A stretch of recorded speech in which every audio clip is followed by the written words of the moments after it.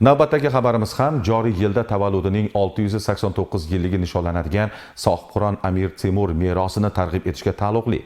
Jizzax davlat pedagogika universitetining sirtqi bo'lim ijtimoiy gumanitar fanlarda masofaviy ta'lim kafedrasi professor o'qituvchilari hamda maktabning pedagogik jamoasi hamkorligida o'tkazilgan sog'lom tanda sog' aql shiori ostidagi uchrashuv jarayonlari muxbirimiz lavhasida.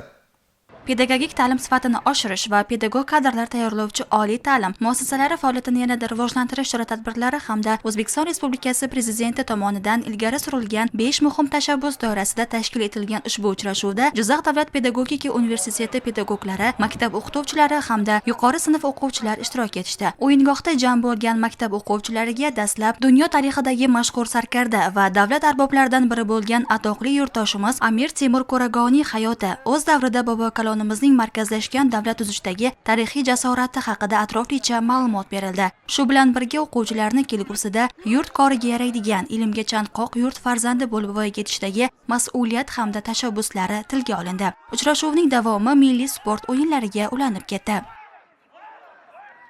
Bugungi maqsadimiz mana shu o'sib kelayotgan yosh avlodimizni Amir Temurdek bir ajoyib yutuq bir inson bo'lishni maqsad qilganmiz. Aynan bugungi tadbirda mana shu xalqimizning ichida milliy qadriyatlarimizdan hisoblangan sport o'yinlari bo'lganligi uchun mana shu o'yinlarni tashkil qildik.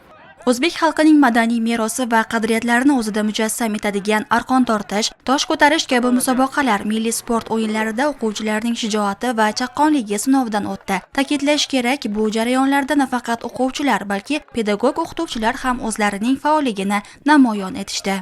Mana shu yerda madaniyat bo'yicha, san'at bo'yicha o'quvchilarga o'zbek milliy folklor o'yinlari, besh qarsaklarimiz, kim oladi yo shu o'yinlarimiz, umuman o'zbek xalq og'zaki ijodiga doir bir qator mana shu folklor ashulalarni o'rgatib, qisqacha bo'lsa-da targ'ib qildik. Amir Temur bobomizning mana shu tavallud ayyomini nishonlayapmiz. Demak, shu Amir Temur bobomizning Temur tuzuklari asarida ham o'quvchilarni mardlikka, madaniyat va san'atga chaqirish maqsadida shu fikrlar berilib, o'sha Amir Temur bobomizning kuch adolatda shiori ostidagi mana shiorlarini biz hamisha mana shu yoshlar, ustozlar o'zimizda, dilimizda saqlashimiz zarur bo'ladi.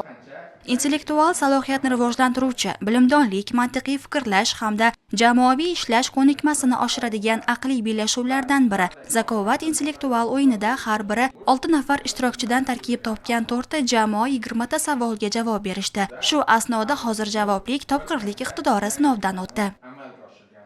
Los Angeles 2028 yozgi olimpiada va paralimpiada o'yinlarida qo'yilgan asosiy maqsadimiz, ya'ni kuchli o'ntalikka kirish asosiy maqsad qilib belgilandi. Bunga rahbar xodimlar, barcha mas'ul shaxslar va hamda biz soha vakillarini faol harakati va bor salohiyatimizni ishga solgan holda mehnat qilish talab qilinadi. Bu borada maktab yoshlarini o'quvchilar orasidan sportga layoqati bor o'quvchilarni tanlab, ularni sport maktablariga yo'naltirish.